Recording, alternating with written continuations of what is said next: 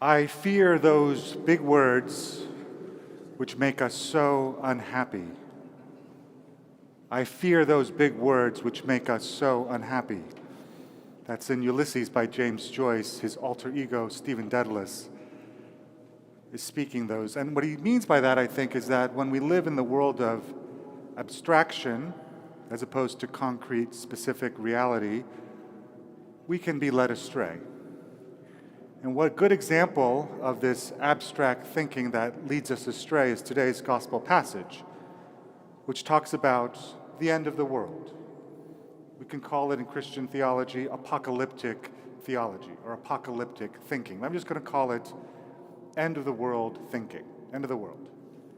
And this, historically for the church, has been a cul-de-sac. We have often had difficulty dealing with this idea. From the very beginning of the church, we know this because the first writing existing in the New Testament, the oldest writing, Paul's letter to the Thessalonians, the first letter, discusses this very issue. It's written probably 50 AD, maybe 20 years after the death and resurrection of Jesus. And the Christian community clearly had thought Jesus is inaugurating a new age. That's what he told us. The end of the world is coming soon, where everything will be made better. His death and then resurrection is the first sign that everything new is going to happen. And so they waited. And then the first Christians started dying.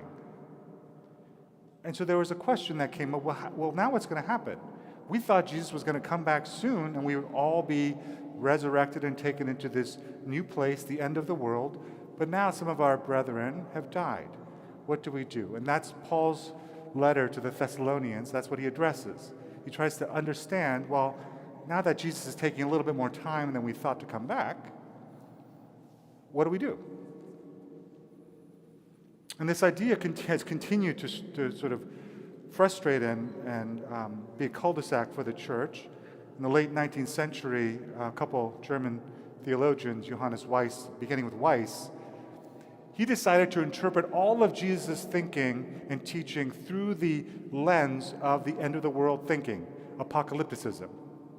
He said, if people back then believed that Jesus was going to come back within a few years, then that means that all the teaching that Jesus did, especially on the Sermon on the Mount, which is so difficult, that must have not actually been an ethic for our entire life, for our regular life.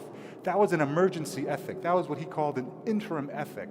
That was only applicable for people who know, like in 2 years, the whole world's going to end. So in those 2 years, you could live up to the high standards that Jesus actually has for us. But in reality, if Jesus wasn't going to come back for now, going on 2,000 years, those ethics obviously don't apply. Now you can tell by the tone of my voice that maybe I think that's a sort of a strange way to read it, but that's what happens when the church lives in the abstract, not in the specific, and when it thinks too much about the end of the world and what are the signs of the end of the world and how are we as a church supposed to respond to what seems like the end of the world rather than getting concrete. So what's a different way? What's a more faithful Christian response? So Gloria Steinem, in her memoir, On the Road Again, she quotes a poet, Robin Morgan. Robin Morgan writes, hate generalizes, love specifies. So if the danger of end-of-the-world abstract thinking, if that's one danger, then its solution is the opposite, which is concrete thinking, getting out of the abstract. Love specifies and thinking about particular people and particular issues. So before I became a priest, I ran an immigration ministry for the Methodist Church. It was a non-sectarian ministry. We provided free immigration lawyers, high-quality lawyers, for free to poor immigrants, basically. And we would have the clinics in churches. And so about 15 years ago, we were trying to expand into Long Island. So I went out to Long Island, I talked to the pastor there, I talked to the head of their church council, and he said to me, okay, I see what you're trying to do. This is 15 years ago now. But how can I, as a church, lay leader, convince my, fairly conservative congregation out here that we want to help illegal immigrants. Like, that's not going to fly. How could we possibly do that? And my lawyer, who was with me, who was great, responded, in an abstract way. He said, well, I'm a lawyer. I'm not going to do anything illegal. These are legal means of helping people. But you could tell he wasn't convinced. But the pastor really wanted to do it, so we started the ministry. And then I went out there 6 months later, and it was a completely different attitude. Not because, illegal immigration isn't still illegal, and obviously we can't let the entire world into the United States. And obviously these are reasonable. These are discussions of public policy where being on either side, or you can be reasonable. It doesn't mean you're a bad person if you think, hey, wait a minute, maybe we should have limits on the immigration. I get all that. But why were their hearts changed? Not because of those arguments, but because in doing this ministry, they now saw not illegal immigrant X, but just this person. And they would interview them and say, why are you here? And then they would hear this unbelievably horrific story of sexual violence that this young woman had endured, or the story of how these parents, because there was no medical care for their children back in their country, risked everything to come up to the United States without papers just to get medicine. And you could not hear these stories and not be transformed. Not saying, oh, now I must vote for this candidate or that candidate. No, just the reality of being in proximity to a person love specifies, you can't help but be transformed. So, in our time, I hear a lot about, right now, how is the church going to respond in what seems like the end of the world, right? That democracy is under attack, which maybe it will be. Maybe our republic is at an end. Maybe our life as we know it is ending.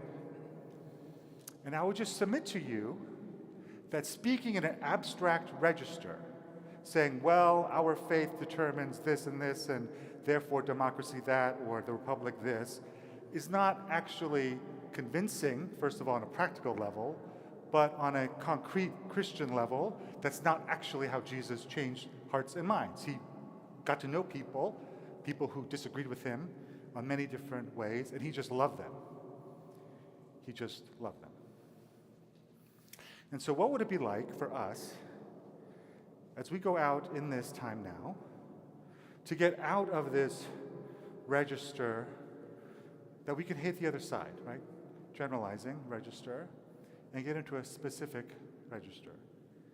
And we meet people, someone who, and there's lots of them apparently, who voted opposite the way you thought they should vote, who are your neighbors, and they are your neighbors because a lot of them voted from New York City, even in Manhattan, even right here on the progressive Upper West Side. They voted differently than you thought they should vote.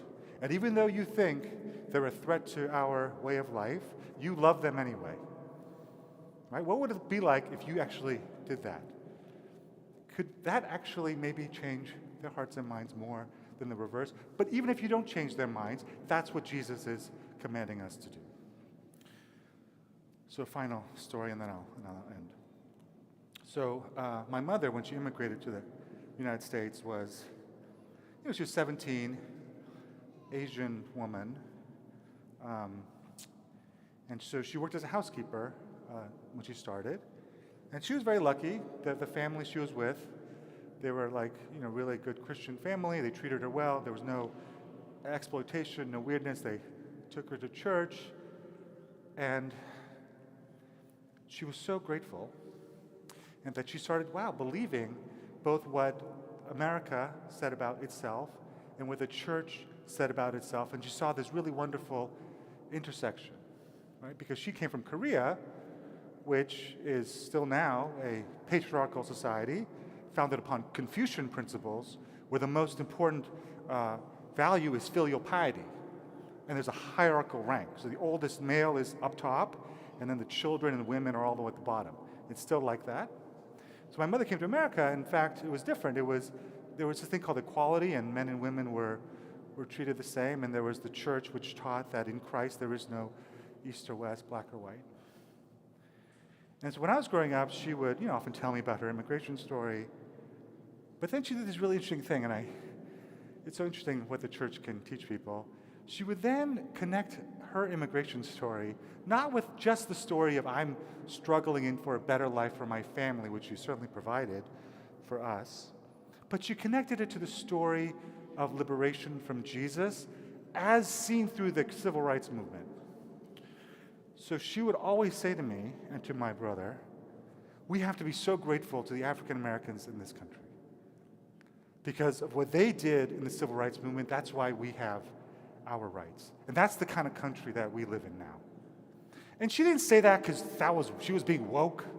She didn't say that because she's being politically correct and she learned that in school, and she didn't say that she's getting fired. She said that because she lived it and she believed it, because that's what the country said about itself.